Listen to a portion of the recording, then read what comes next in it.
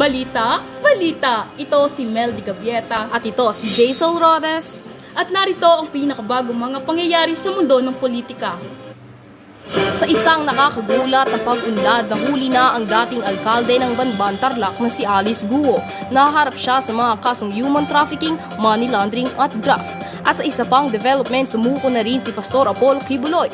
Naharap siya sa mga kasong physical at pang-aabuso.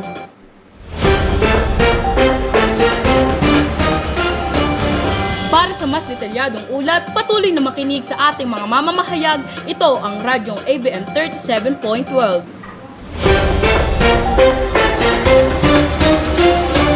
Simulan natin ang balita sa pag-aresto kay Alice Guo ng dating alkalde ng Bamban, Tarlac. Nawali siya sa Indonesia matapos masubaybayan ng mga otoridad gamit ang isang aktibong SIM card mula sa isa sa kanyang mga telepono. This has been a major development as Guo has been on the run since July na siya ngang umiiwas sa isang warrant of arrest ng Senado dahil sa kanyang di umunoy pakikilok sa mga ilegal na aktibidad ng Pogo sa kanyang bayan. Naharap siya sa maraming kaso kabilang ng human trafficking, money laundering at graft. Dadalhin si Guo sa isang camp crime para sa isang medical na pagsusuri bago iharap sa Senado.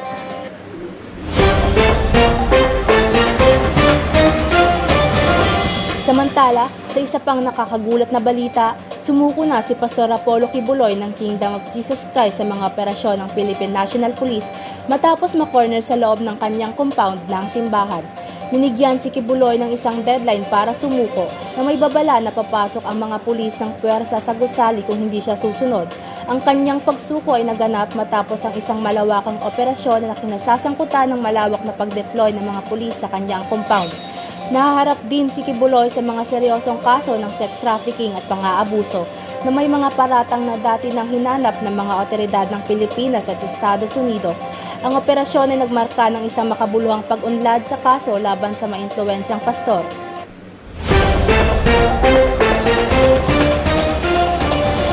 Patuloy naming susubaybayan ng mga pagbabagong kwento mula sa ABM Station, Marian Rosas, At Tina Jody Alicaya, ang inyong news reporter.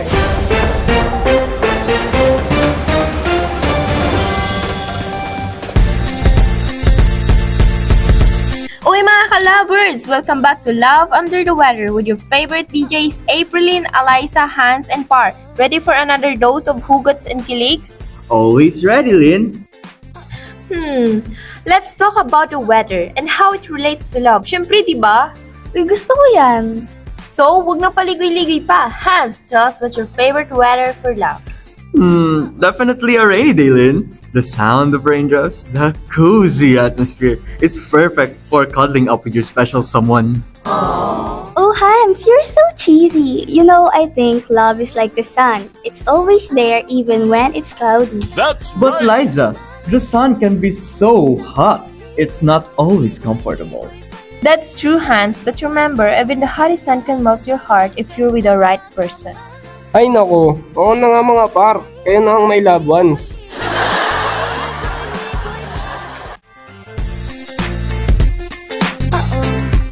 Pero alam niyo yun, love can be like sunshine even on a rainy day. Anin ko naman yan kung umuulan o umaraw. Warning niyo talaga. Whatever, Par.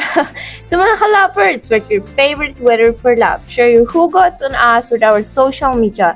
And remember, no matter what the weather is like outside, always keep your heart open to love.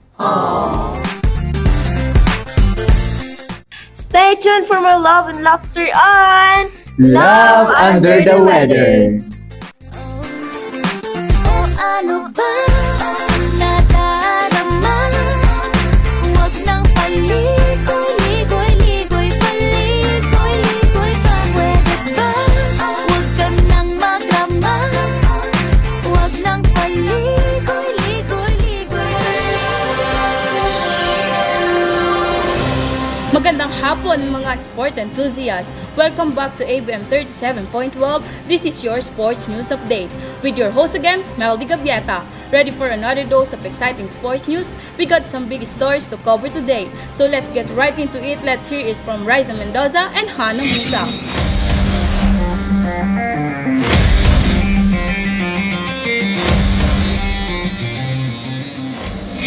First up, the PBL continues to make headlines. The Premier Volleyball League has dismissed PLDT high-speed hitters' protests regarding a controversial net touch challenge during their semi-final match against Akari Chargers.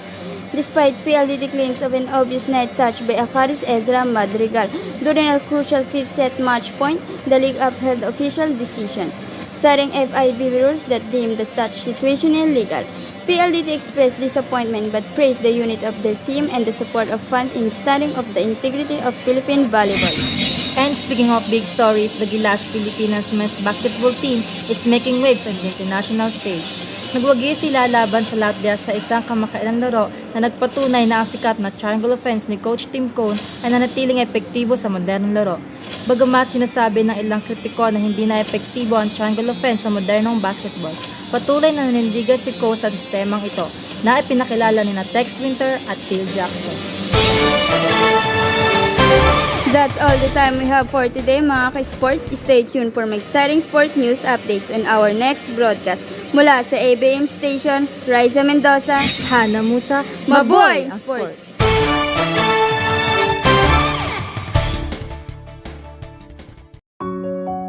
Minsan, ang pag-ibig ay parang isang laro, puno ng kompetisyon, pagkaagawan, at ng sakit.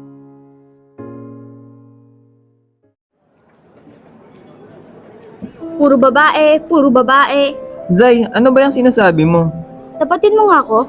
Bakit ba palagi kang tumitingin kay Rian? Di mo ba ako nakikita? Zay, hindi naman ganun yun eh. Anong hindi ganon? Hi, T! Nandito na ako! Rian, ano ba to? Ba't andito ka na naman? Bakit? Hindi mo ba ako na-miss? Si? Ano, T? Di ka na ba makapagsalita? Ano ba talagang mayroon sa inyong dalawa? Zay, pwede ba? Wala namang namamagitan sa amin. Ano to? Bakit mo pa kasi tinatanggi, T? Awinin na lang natin. Ano bang pinagsasabi mo? Anong aaminin? Zay, sandali! Zay naman! Sa gitna ng dalawang babae, sino nga ba ang pipiliin ni T? Sino ang magiging panalo sa larong ito ng pag-ibig? Hanapin ang iyong sariling landas. Hanapin ang iyong sariling pag-ibig. Mula sa ABM Station 37.12, tunghayan sa mga susunod na araw ang nakakalito nilang pag-ibig.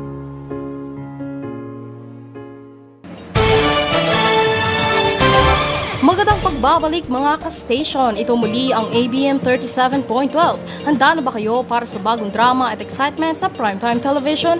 At ano nga ba ang meron sa nagtitrending ngayon na P-pop girl group? Narito lang ang mga balitang yan na dapat tunghayan sa Balitang Artist Spotlights. Para sa balitang aktres at aktor, celebrities in Lavender Fields starring Jody Santa Maria, Janine Gutierrez at Jericho Rosales. Ano nga ba ang meron sa kanila? Para naman sa balitang pop hits, the nation girl group BINI nakatanggap ng parangal na Voice of Asia mula sa Billboard ng Korea. Narito ang mga report mula kina Loay, Chico, Vasquez at Rhodes. Magandang gabi, ito na ang kaabang-abang na pagbabalik ng pambansang aktres na si Jody Santa Maria sa primetime television. Siya ay nagbabalik para sa bagong teleseryeng Lavender Fields, isang action drama series na nag-explore ng lakas at tibay ng isang babae. Para kay Jody, ang Lavender Fields ay isang bagong kabanata sa kanyang buhay at isang pagsisimula. At handa na siyang ipakita sa ating lahat ang kanyang bagong muka bilang si Jasmine Flores, isang babaeng naghahanap ng katarungan para sa pamilya. Huwag palampasin ang Lavender Fields ngayong September na. Janine Gutierrez naman ay nagbabalik din sa primetime television bilang kontrabida sa Lavender Field. Ayon kay Janine, ang paglipat mula sa pagiging Alexa sa Dirty Linen patungo kay Iris ay isang malaking hamon. Ang karakter ni Iris ay ibang-iba sa kanyang tunay na pagkatao. Nagkaroon siya ng hirap sa pag-unawa at paglalaro ng papel na ito. Ang kanyang bagong role bilang si Iris ay isang malaking hamon para sa kanya. Kaya naman, huwag palampasin ang Lavender Field, magsisimula na ngayong September. At At syempre, hindi rin natin malilimutan ang isa sa mga bituin ng teleseryeng ito na si Jericho Rosales. Ngunit ating hihayag kung ano nga bang meron sa kanila ni Janine Gutierrez. Kamakailan lang kinumpirma ni Jericho na sila na nga ni Janine. Ang kanilang relasyon ay nagsimula noong nakaraang taon habang nagsushooting sila para sa isang komersyal. Bagamat parehong tahimik si Jericho at Janine tungkol sa kanilang relasyon, kapansin-pansin ang kanilang mga positibong komento tungkol sa isa't isa. At ating pagkaabangan ang mga actress na ito para sa teleseryeng Lavender Fields na magsisimula na ngayong September sa Kapamilya Channel, Kapamilya Online Live, A2Z, TV5 at Netflix.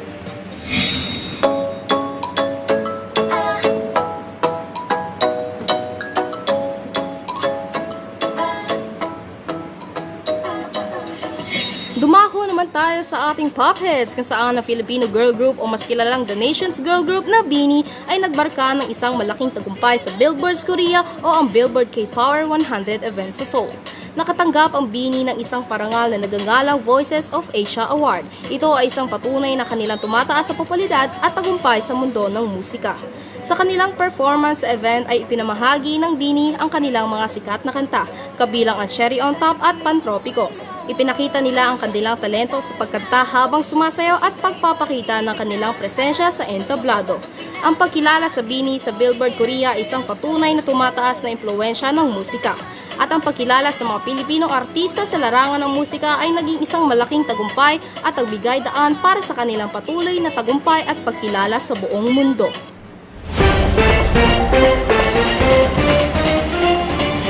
Mula sa ABM Station, Jaisal Rodes, Crystal Vasquez, Chico Supian, Angelica Lai. ito ang Balitang Artist Spotlights.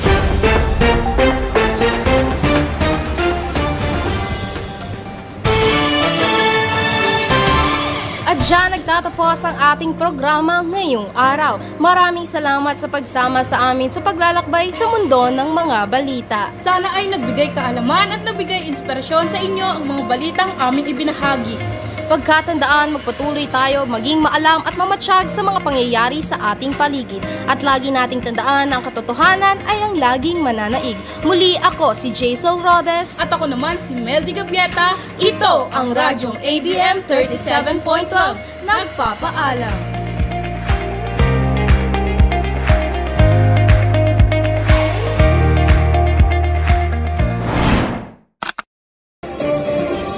Samantala, sa isa pang nakakagulat na balita, sumuko na si Pastor Apollo Kibuloy ng Kingdom of Jesus Christ sa mga Sa isa pang nakakagulat na balita, wala na papasok ang mga pulis ng pwersa sa Rosales kung hindi siya susunod. Ang kanyang pagsukoy naganap matapos ang isang malawakang operasyon na pinasasangkutan ng malawak na pag-deploy ng mga pulis sa kanyang compound.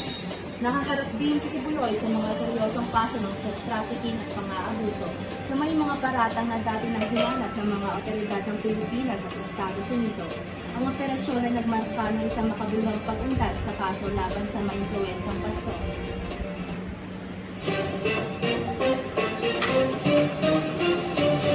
Patuloy namin susubaybayan ang mga pagbabagong kwento mula sa ABM Station, Marian Rosas at Jody Alicaya, ang inyong news reporters.